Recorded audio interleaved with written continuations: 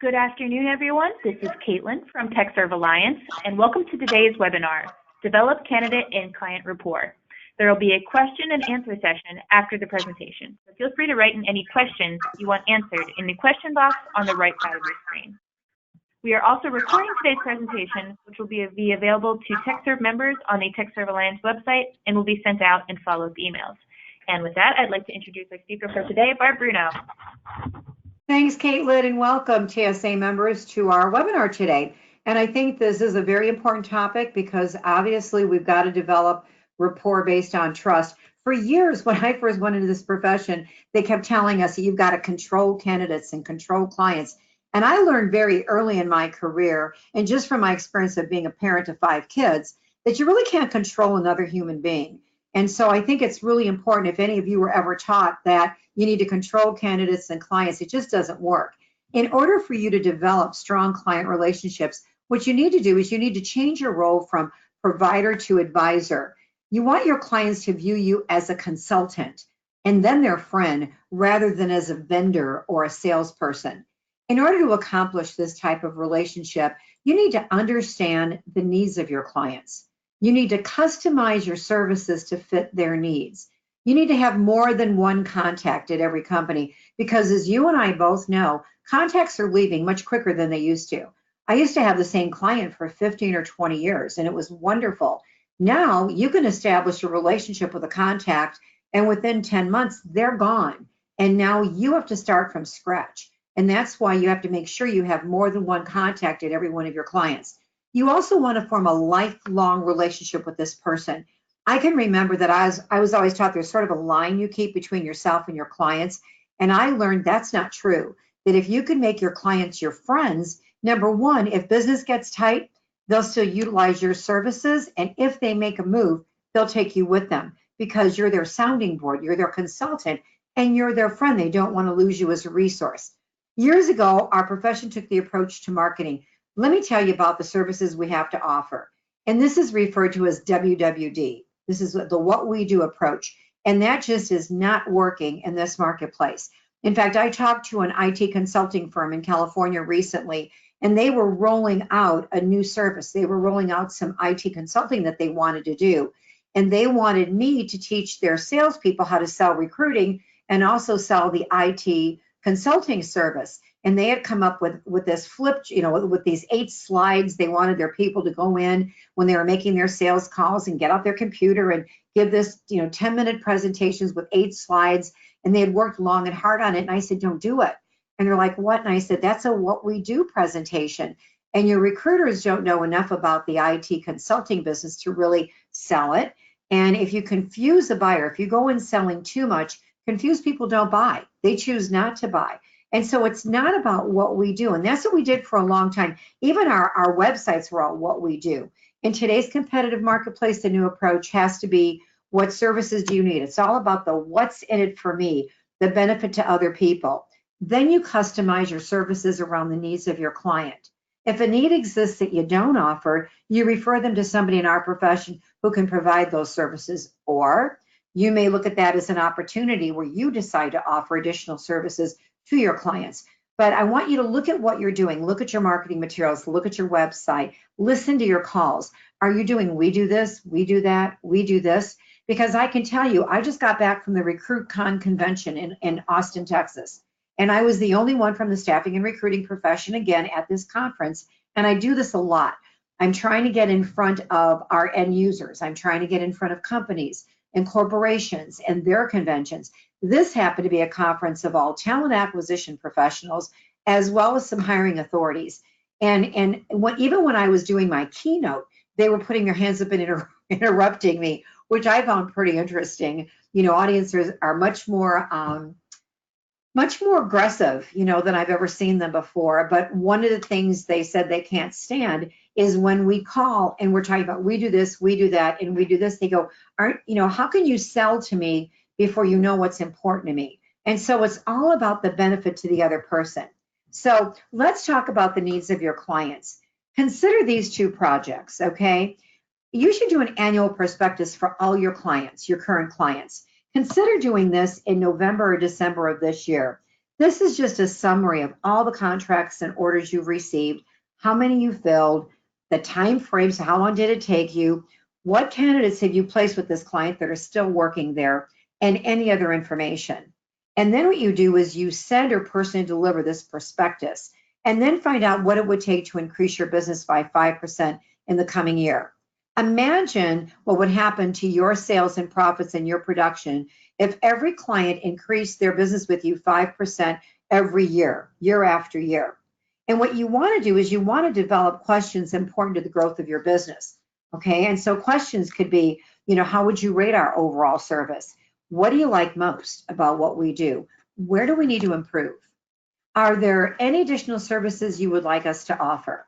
Because, I talk to owners all the time, and especially when I'm doing consulting with owners or I'm doing an in-house training for owners, and they're saying, well, Barb, what additional services can we offer? What other profit points can we put into our business? And I go, don't ask me, I'm the wrong person to ask. Ask your clients. What else would they like you to do for them? You want to take your direction from the people that you serve.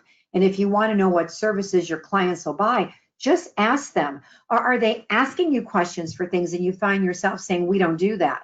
Because again, they can uncover different profit margins. It always worries me when I look at our P&Ls because we've got one or two sources of revenue and we have 25 or 30 expense items. So anytime you can put another source of revenue on that side of your P&L statement, you've got to be open to opportunities. But again, when you're developing rapport, don't try to figure out what people want, just ask them.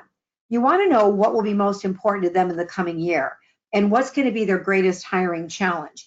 If you're doing contracting, you're not doing direct hire, I can tell you right now that many contract staffing firms have shared with me that their direct business is sometimes even stronger than their contract business. It's not the reoccurring revenue model, but if you're not doing any direct hire, your clients that are hiring contract from you are hiring direct hires, but just through someone else. And a lot of companies now are wanting to go with a firm that offers both.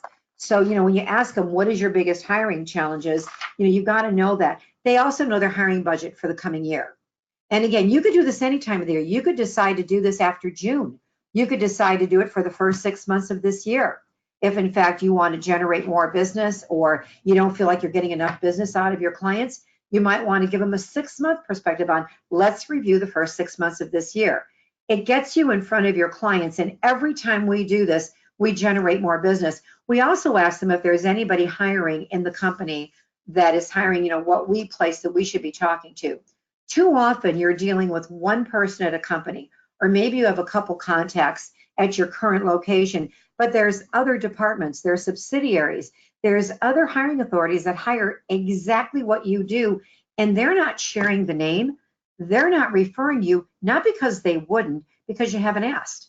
I'll never forget I did some consulting for a company in San Francisco, and they were doing business with a very large tech company, and they told me that they talked to the only 2 people that hired IT in that whole company. And I said, that is a $1 billion corporation. They do not only have 2 people that work with recruiters. And she was very insistent that no, I'm dealing with the 2 people that work with IT recruiters. And I said, okay. So later that afternoon, when I was done training, I made some calls. And the next morning, I gave her the name of 7 other people that I identified within a matter of like 2 hours that I knew hired through recruiters. And she was shocked. I mean, there could be so many other people in your companies that could hire. You've got to turn those over. Another thing that I would suggest you do is an annual survey. Now, this is what we do after June of every year, and you would send this to all your current clients. And this survey should position you as a workplace expert. We'll provide them with relevant information. What's wonderful is TechServe Alliance has some of the best information in the marketplace. Share some of the reports that have been generated by TechServe.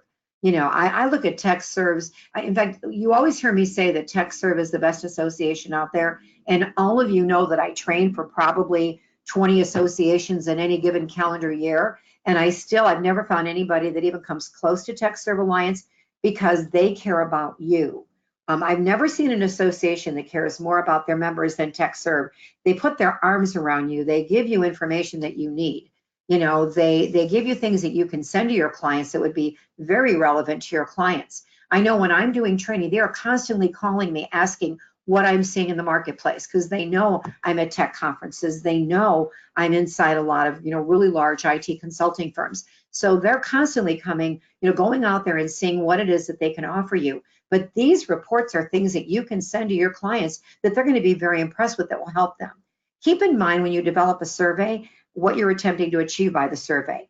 When you're faced with a decision of expanding or adding a new specialty area or service, surveying your clients will give you the answer.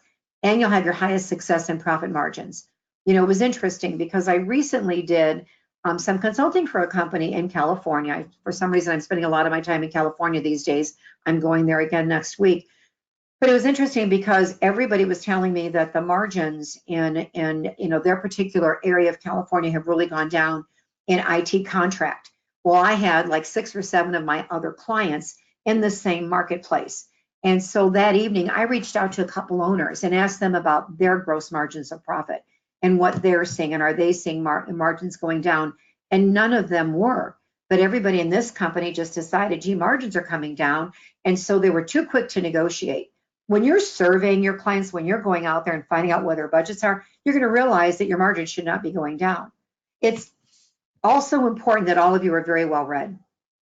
You have got to anticipate trends that will affect your client base and inform them of those trends. Ellen Below has come to the TechServe conferences many times, and Ellen's organization, that ITR Economics, I watch what they write. I read everything that he's doing because they have a cutting edge approach to everything, and they're very good economists who also talk English. You should understand the impact of the aging baby boomers and how it's going to impact their needs in the future. That this will show them how it's going to benefit them to make quicker decisions. You can't just tell people your hiring processes are killing us. You can't do that, okay? What you have to do when you build rapport with these clients and they view you as an expert, then you show them how it's going to benefit them to do what it is you want them to do. When I give client expectations of what they can expect from us and what we need from them so we can find the best talent for them, every time I give them one of the expectations, I tell them what the benefit is if, in fact, they do what I'm asking them to do. Because remember, we can't do the what we do. That doesn't develop rapport and trust. This is how I can benefit you. You want to position yourself as a workplace expert, and your membership in TechServe Alliance assures that you are a workplace expert. That's one of the things that they do for you. If you're certified, make sure that you're putting that out there. Because I just recently heard from someone who got their certification last year, and she said, it was really funny. They were looking at a couple people, and when I told them I was certified, that did carry some weight because I said we adhere to a code of ethics, and I had to study best practices, and this is the highest designation I can learn. If you've got that, put it on your LinkedIn profile. When you're out there developing rapport with clients and candidates, let them know that you earn the highest designation, because most of the clients and most of the candidates that you work with are certified. They're certified in different software, they're certified in their profession, and they like to work with someone. So again, you've got to be well read. Those of you that took the certification program, obviously you had to read the study guides, you had to learn laws, you had to do a lot of things. Make sure you put that out there. It sets you apart. It helps you develop rapport. You want to ask also every customer that you have if they've got baby boomers that they are retiring. And almost every client out there will say, yes, we do, because right now the baby boomers are retiring at record rates. Then ask them what their strategic hiring plan is to replace them. And they're going to go, strategic hiring plan? I made that up like 5 or 6 years ago. I just thought it sounded good, and I knew nobody had one. And so now they think they should have one because you asked. And say, well, a lot of companies have a plan because they don't want the baby boomers who are the bungee retirees. They retire, they go back to work. They don't want them to go back to work for one of their competitors. So many of them are bringing their baby boomers back as contractors on a part-time basis. Maybe they work 2 weeks out of a month. Maybe they don't work in the winter months. Maybe they want to work every other month. But eventually, because baby boomers live to work, they come back almost working full time, and you have no risk. They're on our payroll. You can let them retire, but now they're our employees, so you have no risk. Now obviously, if you have a client give you the candidate, the baby boomer, and the contract, you're not going to charge high margins like you would if you found the candidate. But this is a great way to enhance your sales, and it's a great way to develop rapport with your clients because you're showing them how they're not going to lose that talent. They're panicking now that so many baby boomers are walking out the door, and that wealth of knowledge is walking out the door. And so you can show them a solution and where that's not going to happen to them. And again, this improves, you show them how it benefits them, and it develops more rapport and trust with your clients. Now, when I talk about customizing your services, flexibility is key to customizing your services. I always tell people that I take my direction from you. If I took my direction from every client I have, I would drive myself crazy. But the perception is that that's exactly what I do. As salespeople, we all have a tendency to just talk too much, where in essence, the very best salespeople are phenomenal listeners. The best compliment somebody could give you as a salesperson is, God, you're a great listener. Your clients will lead you to their greatest needs if you learn to listen and anticipate problems. I love to let clients complain because I've learned if I let them complain, that's when things really are uncovered. That's when I learn what's most important to them. Your goal is to learn something personal about them all the time. You want to keep learning, things about them because you want to basically be seen as a friend. You want to be that sounding board. And this is going to help you be more proactive than reactive. They're going to view you as a solution of problems. So anytime they have a problem, who are they going to come to? They're going to come to you because you're the best listener in their life. Think about for a second, who listens to you right now in your life? Who is the best listener in your life? And I want to clarify what I mean by listener. Who listens to you to understand where you're coming from, not to give you a solution and not to judge you? Because that's a hard person to find. When you think about it, usually when you're trying to talk to somebody, they're giving you solutions, aren't they? Or they're too involved in what they're doing to even listen to your problems. If you become that best listener in their life and you listen to understand where they're coming from, not to judge, and not to give a solution, just to understand where they're coming from, you'll get much more business, and they'll never want to lose you because it's very hard to find a listener. When I ask that question, most people say their best friend. Some people say their mom or their dad. I said my dog because if I try to run something by my husband, Tony, he instantly tries to give me a solution. And he's Italian, so he's very, very demonstrative. And so if I walk home and say, Tony, I want to run something by you, and he goes, oh my God, this is when you don't want me to talk. You just want me to listen. You don't want my opinion. And I go, yes, that's exactly what I want. And I can tell the man's in pain because if I say something, he wants to give his opinion on it. So to find that person that doesn't, to find that person that just tries to understand where you're coming from is tough. And you want to be that person for all your candidates and all your clients. You want to be that person they can go to that doesn't judge them. They'll never leave you. You will form lifelong relationships, which leads me to our next session. It takes time. It takes time to form a strong working relationship with your clients. So learn something personal about them. The more you become entrenched in their life, the more they're going to trust you. You want to form lifelong friendships. You want to form relationships with these people. So, and never forget that every third contact with a client should be a conversation. And I know many of you are going to say people don't want to talk on the phone. I'm telling you, you're wrong because I attend technology conferences. I'm in front of hiring authorities all the time. I just got back from RecruitCon. I did the ERE conference. I'm in front of the people that are hiring from you. And I say to them, why don't you talk to recruiters? Recruiters are convinced that you only want to text or you want emails, and they go, no, that's what they want. A conversation gets my point across quicker, but you can't get a recruiter on the phone, which I find funny because we say we can't get them on the phone, but then they clarify, but they better have something to say. Don't call me just for an update. If I had an update, I would call you. Don't call. Every time they call us, it's very self-serving. It's never anything that's going to help me move my process forward.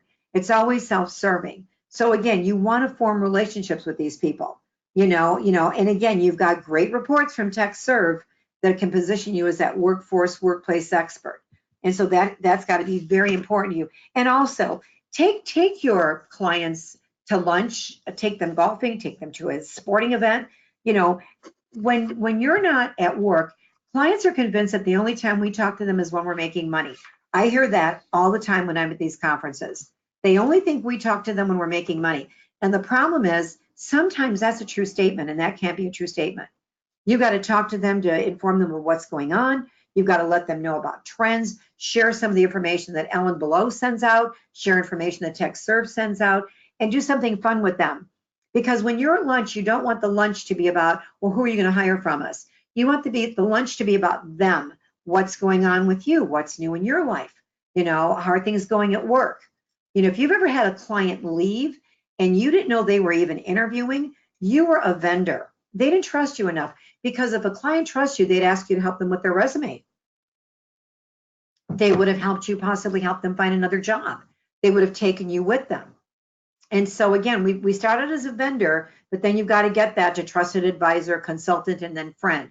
Now, obviously, the only exception is if you're working in a VMS situation where you don't have contact with the clients, because then, it's very hard. The hiring percentages are much lower than they are when you have contact. But then try to get enough trust going with that VMS provider, or sometimes they will give you access to hiring authorities.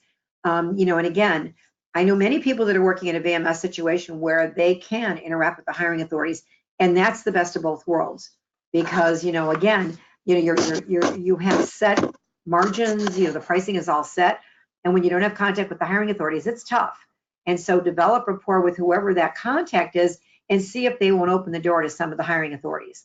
Let's move over to candidate rapport and trust. Our ultimate goal is developing strong candidate relationships so we can become a lifetime agent. When is the last time you said to an IT contractor, I would love to be your lifetime career agent. Tell me where you want to be in 5 years or 10 years and I'll help you get there. When I talk to IT people, when I go to technology conferences, they point blank tell me this, that I spread the wealth. I know you people make, what they call as you people, make money for every hour that I work. And you place me in a job and you forget me. The only time I hear from you is maybe your salesperson comes by once a quarter. I get a little thing in my paycheck, you asking me for a referral. But do you really ever call me and ask me how I'm doing? Do I like my job? Do you ever check in with me? Not really. Some people do, some don't. I can't even remember the name of the recruiter that placed me. Half the time I can't remember the company, but I don't feel any loyalty because I think that you view me as a moneymaker for you. So I'm going to spread the wealth. That has to change. We have to change redeployment. My roundtable at the meetup at last year's TechServe conference was all about redeployment. And everybody at that table was admitting that they're not redeploying 10% of the contractors that they sent out there.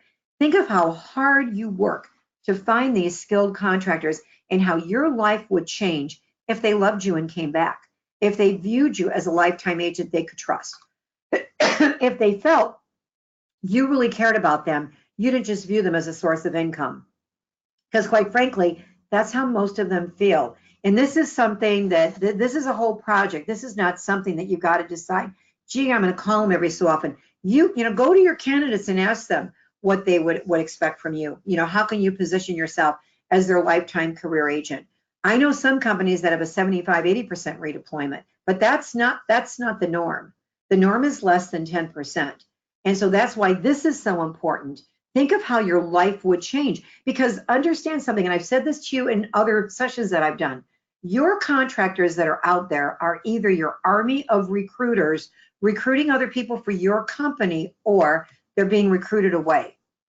So if you think of all your contractors right now, if I ask them to judge the relationship on a scale of 1 to 10, 10 being they absolutely adore you. They think you're the best recruiter on the face of the earth, and 1 being they don't even remember your name, where would they rate you? Because if you're not an 8 or above, they're not recruiting for you, and they're probably not going to come back. And if you wait till 90 days before their contract is over to try to contact them, they've already got something lined up. Now you got to get out there at least 120 days before their contract is over, because they're already lining up their next gig. They do not wait, for 60 or 90 days before they leave to start thinking about where they're going. And chances are one of their coworkers convinced them to go with another contract staffing firm and not you. You don't want that to happen with you. There's 5 basic rules to follow when you're dealing with people. And I think this works in your personal life as well as in your business life. Number 1, you've always got to do the right thing.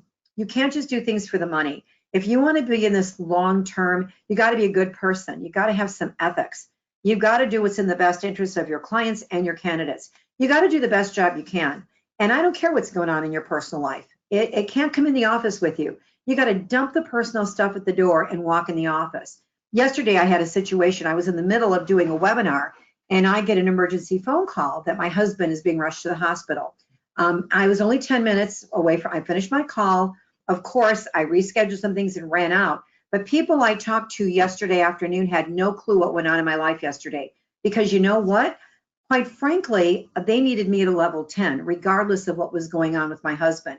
And they need you at a level 10, regardless of what's going on with your family or your kids or your bills. And there's a lot of stuff going on right now. It's the end of the year. You know, working parents are going, oh my God, daycare for the kids. A lot of kids are graduating. You know, people are thinking about, oh my God, my kid's going to college this September. The beautiful part about what you and I do is if you feel like you can't afford something, of course you can.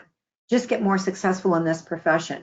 But candidates and clients deserve you at your best. You've got to work at a level 10 every day. You can't be a level 9 or a level 8. You've got to treat others the way that you would want to be treated and the way they want to be treated. Because sometimes they're not you and they don't necessarily want to be treated the way you want to be treated. Figure out how they want to be treated. And realize it's all about them and not you.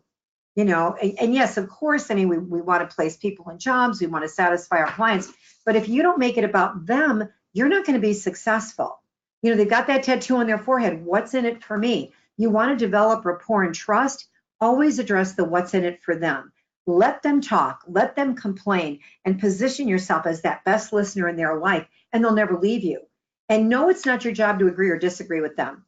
I was so guilty of this probably for 10 years. The first 10 years in my profession, I can remember myself saying this 100 times. I can't believe how stupid. Can he really believe that? Does she really? Like, how stupid? You know, our client would do something and I'd say, I cannot believe they did that. What a dumb move. And I would say this out loud. And then, of course, you know, here I am saying how dumb a client is. And then in my next breath, I'm going, does anybody else have any more people that I can send to this client? It's not our job to agree or disagree. On the candidate side, we have to figure out what we put in front of them where they're going to accept it without hesitation. And on the client side, who do we put in front of them where they hire without hesitation? Not our job to ever agree or disagree with them. That's not our job. Our job is to be the solution to their problems. If you follow those 5 basic rules, then you're going to answer the questions all your candidates and clients want answered. And by the way, this is what everybody in your life wants answered. Your coworkers, your partner, your spouse, your kids. The human race wants to know 3 things. Can you be trusted? Do you care about me? And are you going to do what you tell me you're going to do? In the case of our interaction with candidates and clients, are we committed to their search? Are we committed to finding people that they're going to hire? In your personal life, do you keep your word? When you say something, can the other person take it to the bank? Because in any relationship, if you don't think the person can be trusted or you don't think they really care about you, nothing is going to work. And so that's the ultimate in our relationships. You want to develop rapport and trust. The answers to all 3 of these questions have to be yes. If it's not, then you're never going to develop rapport. Now, I want to give you 11 specific steps to build candidate rapport. Number 1 is how you present yourself. You've got to share your track record. Your track record is your brand. You know, a lot of people, you want to talk about your company and how many years they've been in business and that, you know, but you can do that. But what is your track record? Put them at ease by telling them the process is confidential. You know, give them examples of how you've helped people just like them so that they want to work with you. Share testimonials. Know your brand statement. Because if I'm a candidate and I know I'm in demand, and you call me and you sound like every other recruiter, I'm going to blow you off like every other recruiter. The IT candidates tell me all the time at conferences that you people call me on the job, I can't talk because someone's right next to me, and you're presenting a job I would never be interested in. And so I'm just rude and I hang up. You know, ask them to have a discussion about their career. Don't pitch a job. And be willing to talk to them after hours, because that's when they want to talk, when they're not at work. You've got to present yourself as somebody different. Give them a track record. I represent people with your credentials. I'd love to know what you see yourself doing next. We have that discussion after hours, and you'd be amazed how they will react to that. You've got to, again, share testimonials and thank you cards. You know the total number of years of experience. In your company, how many years of experience of recruiting does your firm represent? If you can say, we've got individuals in our company that represent over 200 years of experience, recruiting and recruiting talent and placing them at great jobs, that's very impressive. You've got to know why I should work with you. If you don't know, I'm not going to figure it out. I'm just not going to figure it out. You've got to, again, put them at ease by stressing the confidentiality. We don't do this enough. Ours is the only confidential way for someone to find a job, period. There is no other confidential way but you and I. Now it's your paperwork, okay? Show your prospective candidates why it benefits them to fill out paperwork and answer additional questions. If you've got somebody on the phone that you know you could place at a heartbeat, are you willing to get those questions answered, over the phone? Of course you are. But in order for them to answer, they have to see how it benefits them. Because just tell them, I want to clarify what's most important to you. I do not want to assume that what you're doing now is what you want to do next. Tell me what's most important to you. Tell me the 5 things you change about your job if you were your boss. What must be there for you to make a change today? There's certain questions you've got to ask them. What have you looked at and turned down? In order for you not to waste your time for people. But, it's always about the benefit to them. The third thing is how you schedule an interview. If you're going to talk to them after hours, you don't want to say when is it most convenient for you, where they think they're the only person you're calling. You've got to give them some options. Is early morning, is early afternoon better? I've got an opening, this evening. And again, remember, IT candidates almost always cannot talk during the day, and neither can engineers. You've got to be willing to talk after 5. And for those of you that are saying, I don't want to work after 5, that's okay, but you're never going to attain peak performance. You're just not, because candidates can't talk often when they're on the job. And you're at home, you're talking on your smartphone. You could be anywhere. You could be out, at a picnic and call a candidate. You got to be willing to talk when they can talk. All right, never interview for a specific job or contract. And this is the biggest mistake that I hear from hiring authorities. At RecruitCon, this came up a million times from people when we were having, offline conversations. You've got to uncover their priorities. You've got to understand, what are they doing now? Use percentages. What percentage of the time are you doing what now? What do you want to do in your next job? Don't assume that what they're doing now is what they want to do next. And think about this for a minute. If they've got the exact skills you need and they're doing the exact same job, why would they make a lateral move? What is their career growth? Are they going to make more money? Where can they go? And especially when you're dealing with millennials and now Gen Z is in the workforce. They want to know what training is involved, what kind of career advancement is there. You've got to know where they want to go and what's most important to them if, in fact, you're going to represent them. 5, always ask them for questions, because questions will reveal their priorities. When we're asking questions, we're in control. You want them to do 2/3 of the talking. You want to listen, and then you want to clarify. If they use words, advancement, if they use words, a challenge, you've got to get their definition of the words, or you're going to put your definition on it. You develop, I have people tell me all the time I'm the best listener in their life.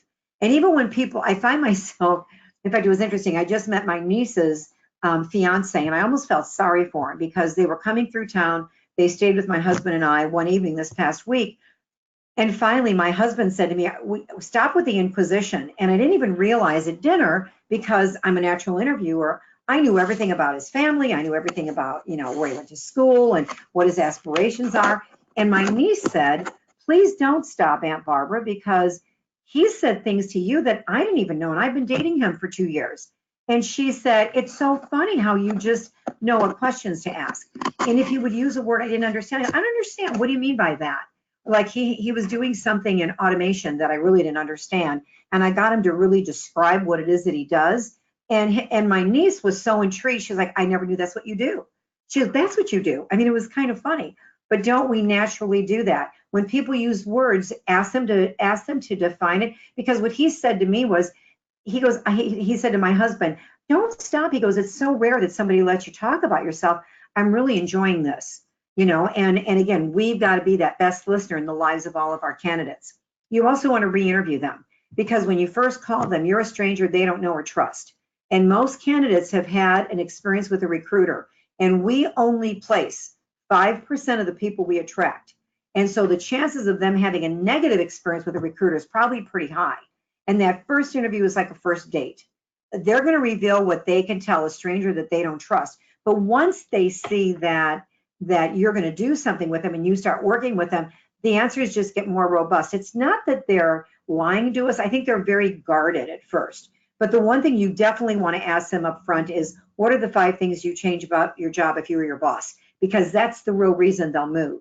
That's what you really have to focus in and make sure that doesn't exist with whatever opportunity you're going to present them to. You want to get information on interview activity, and if you ask them, will you tell me where you interviewed? They're going to say, I would rather not do that. So they have to see the benefit to them to give you the information, and so you want to know, you don't want to double do anything they did. Please tell me what resources you used. When you find out what resources they use, it identifies a lot of free resources you can start using, because candidates never go to paid sites. Some of the best resources we use for candidates, we got them from our candidates when they told us what they use. You also got to realize that once you expose them to a job, they're going to interview on their own, and you've got to keep up to date on what they're doing. Because when they tell you, I'm not interviewing, and you go, okay, and then you get something for them and they go, well, I've got another thing pending, you think they lied. Well, they didn't. They started interviewing after you recruited them. So start every conversation with, has anything changed since the last time we talked? Because now that keeps you abreast of what's going on.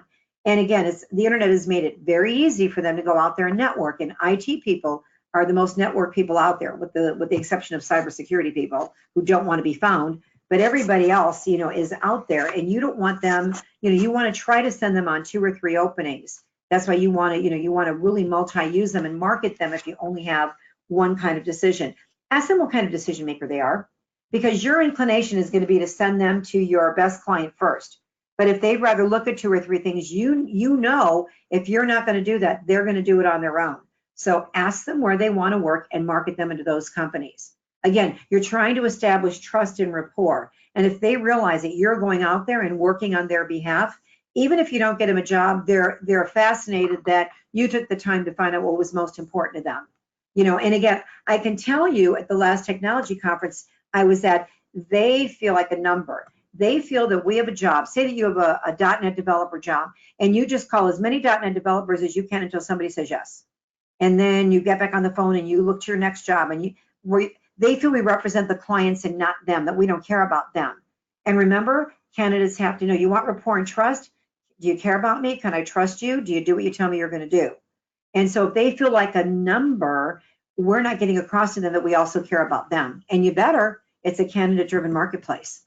You've got to prep them thoroughly. Your prep is the competitive edge you give your candidates. This also, you won't have as many candidates ghost you if you prep them, because during the prep, you're going to realize they're going to ghost you, or you pull them, or they're now more at ease, and so they're not going to ghost the interview. A lot of ghosting is just that they're not interested in the job, or they're nervous about the interview. But this gives them a competitive edge. They go the most prepared, and they're going to win. This is an absolute competitive edge. Number 10, you've got to know what they're going to accept without hesitation. Now, in many states, you can ask them what they're currently earning, and that's spreading across the country. I think it's 13 or 14 states now that is going across the country, that we can't ask them what they earned at their last job, but we can ask them what they're going to accept. And you've got to know what they're going to accept without hesitation. You don't want to get an offer and then start sweating.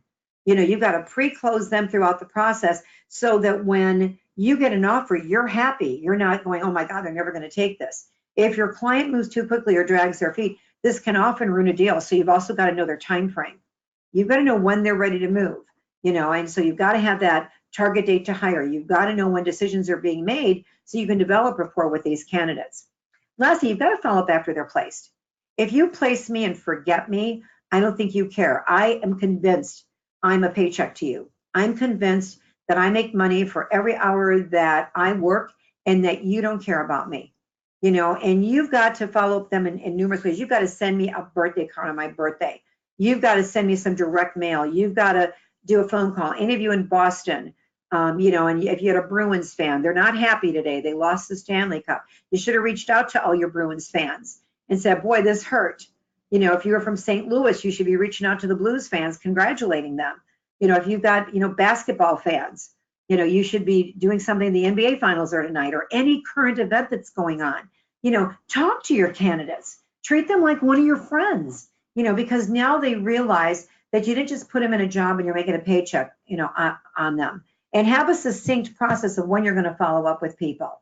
You can't only follow up to ask them for referrals, because then they know you're just trying to make more money off of them. And you've got to ask them how the contract's going. How are things going? So glad to hear that. Anything else I should know? Any changes being made, because they can give you inside information that also helps your sales team. So, those people are worth their weight in gold, but you can't place them and forget them. I promise if you follow the advice in this session, you'll become friends with your clients and you're going to position yourself as a lifetime career agent to your candidates because you've now learned how to develop rapport. And rapport is not control, it's rapport based on trust, and that should be the goal of all of you. Now, if you want to find out more, for those of you that are not certified, you all know that I'm very involved in the certification program. I wrote the study guide for the certification program. I'm very proud that TechServe Alliance had included me and asked me to do that. It's a great piece of study material. This information is the caliber of training that is in that certification exam. If you want to find out more, you can go to techserve.org/certification, or you can email them at the number you see on hand, or you can actually call TechServe and ask for anybody there, and they'd be glad to answer any questions you have about the certification program. But I can tell you it does give you a competitive edge, and clients are going to start asking for it. Would you go to a dentist that didn't have a DDS or an account that wasn't a CPA? Chances are no. And so wouldn't it be great that this is the year that you decided to get your professional designation? Or if you're certified, what about level 2? Because level 2 really tests your knowledge. It's the same study materials, but you've got to answer case studies, which are really tough. And so, I want to make sure that if you're taking the level 2, that you think about taking, level 1, that you think about taking level 2. All right, now you can ask me questions. You can either go to the control panel on the right, and you see toward the top left, that round circle that looks like an orange question mark. If you click on that, I can unmute your lines. And I really encourage you, if you put the phone number in, the access code and the PIN number, raise your hand, because then I can role play with you and we get much more out of it. Or if you don't want to talk to me, it's okay. You can go down below to where it says questions, and I see we've got some questions, and you type in your question.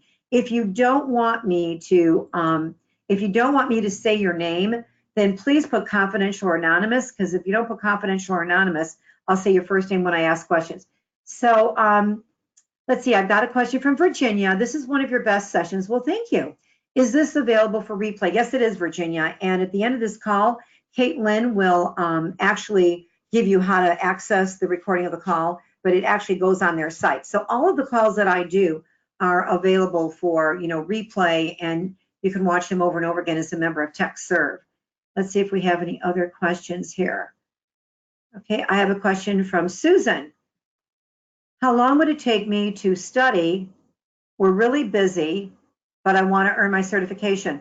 I would say if you give yourself a 45-day time frame, like if you signed up for certification right now, by the end of July, beginning of August, you'll be more than ready. And that's working a full-time desk and having a family and having all the responsibilities you have. Because what I suggest you do is read the materials through. The certification exam is legal, industry practices, and best practices. So read everything once, then go through and read it a second time, taking really good notes, and you'll pass the exam. Our passing percentage is very high. The only people that don't pass are people that don't study. You've got to read the study guide. I've had some people come to a prep class, they never read the study materials. So they attended a prep class and then they took the exam. And it doesn't work that way. You've got to do some studying. But I'm telling you, it's not cumbersome, and it puts CPSR behind your name if you're a recruiter, or CPSAE, and what it tells everybody is you earn the highest professional designation that you could earn, and why would you not want to do that? Okay, let me see if I have any other questions. Let's see. Okay, this is from Adam. Can you tell me more about level 2? I have level 1. Level 2 are case studies. And so what's beautiful about level 2 is it shows if you've comprehended all the information, and it really tests your knowledge of law and best practices. And so it's just a level higher than the level 1, and it's a case study. And so it really does test your knowledge. It's the same study material, but in the first test, you got multiple choice. So if you don't know the answer, you can guess. In the second exam, the case studies, you've got to know what law to apply, what best practice to apply. The answer is not sitting in front of you. So it's a little more challenging, but people that have taken it have said it's just a phenomenal experience, and it does make them better at their job. So if you want to get better at your job, I challenge you to take the level 2 exam. Let's see if we have any other questions. I don't see any. So Caitlin, I'm going to turn it back over to you. We've got 4 minutes. I don't know if anybody else comes up with a question, but was there, oh wait, I've got one more. How should you prepare when it comes time to make a first impression? How should you prepare? Number one, you should know your brand, know your track record of success, and you should have scripts in front of you. You know, whether you're making a marketing call, whether you're making a recruiting call, you've got to know how to approach people. Also, if you want to make a good first impression, you've got to be great at overcoming objections, because they're going to give you objections. Those are buying signs. And if they say, I'm not looking, I'm not interested, you know, you've got to say, that's exactly what the last person I placed in a job said the first time I called them. You've got to be ready. So study overcoming objections, know your brand, and you'll make a first good impression. And then every day is bring your personality to work day. Don't sound tired or dead. Sound happy and energetic, and that you really want to represent them, or you really want their business. And so that would be my advice. Okay, I think that's the last question. Caitlin, did you want to hop on? Yeah, absolutely. Thank you again so much, Barb. We always appreciate your calls. As always, you can reach out to TechServe Alliance if you have any questions about the certification program, or if you're on here and already certified, reclaiming those continuing education credits in order to extend your certification, get it renewed. A certification lasts 3 years, so making sure to get all of your continuing education credits in. I also wanted to let everyone know that our next webinar is next week, the 20th, same time period, 12:30 Eastern, and that's our State of the Industry executive webinar series done with Mark Roberts and Jim Janeski. So that's more of a macro view of the staffing industry, as well as some economics thrown in there. So still open to everyone if you'd like to attend, or you know, get your C-level people on the line for that one as well. I'm struggling to think of anything else. I think that about covered it, Barb. Right. One thing I want to mention, the webinar that Caitlin just talked about, that's the type of information you want to share with your clients. So yes, you should be on that webinar. Yes, you should get anybody in client development on that webinar, because it's giving you what's going on out there. And again, this is the kind of information that TechServe is famous for, and this is the information that can differentiate you from your competition. So if you're not planning to go to that, get somebody on there from your company, or listen to the recording, because that's exactly what I was talking about. And here's a perfect example of TechServe giving you the kind of information that your clients need. So I love that that just happens to be next week, Caitlin, because that kind of tied in to what I was saying. So I love your timing. Perfect, Barb. I totally planned that. To that end, also, because someone asked as well, this recording, as I said at the beginning, will be sent out in follow-up emails to all registrants, as well as the slides. So fun hot tip, if you are planning on attending a webinar but aren't sure you're going to be able to make it, please register anyway, because you will be sent the recording directly to your inbox. So it's just a handy way to, you know, still get the content even if you're not able to make it live. So we've got Bettina wants to know what she needs to do to get her continuing education credit. Sure.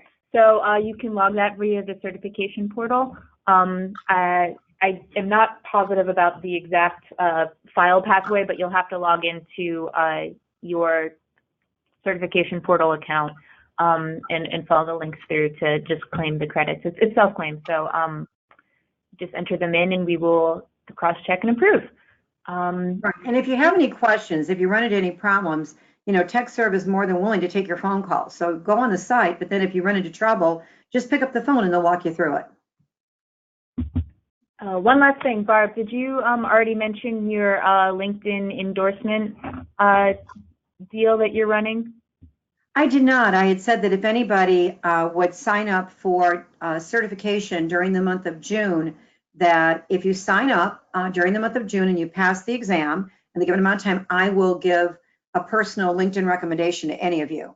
And I have a very strong LinkedIn following because I do courses for LinkedIn. And I am more than willing, if you sign up for certification, and I don't just put a generic recommendation to you. I look up your profile, I look up your company, I see what your role is, what you do, and I try to give you a very strong LinkedIn recommendation. So if any of you sign up to give you my thank you for doing that, I'm more than willing to give you a personal recommendation. So that offer is still on the table. Perfect, Barb. Okay. I think that about covers it for us.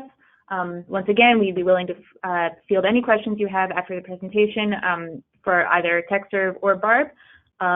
Recording will be up, and I hope everyone has a wonderful afternoon. You know, one more thing, Caitlin, if anybody's Sure. going to give a testimonial about the certification program, please contact Caitlin at TechServe. We're looking to put some testimonials on the websites, and so if you're willing to record a testimonial, share your experience, or write something, we do want to put some new testimonials on the site. So if any of you are willing to share your experience, we would love it. So, you know, please reach out, and Caitlin can put you in the right direction. So I just wanted to kind of end with that. Perfect. Thank you so much, Barb, again, and have a wonderful afternoon, everyone. Thanks, everyone. Bye.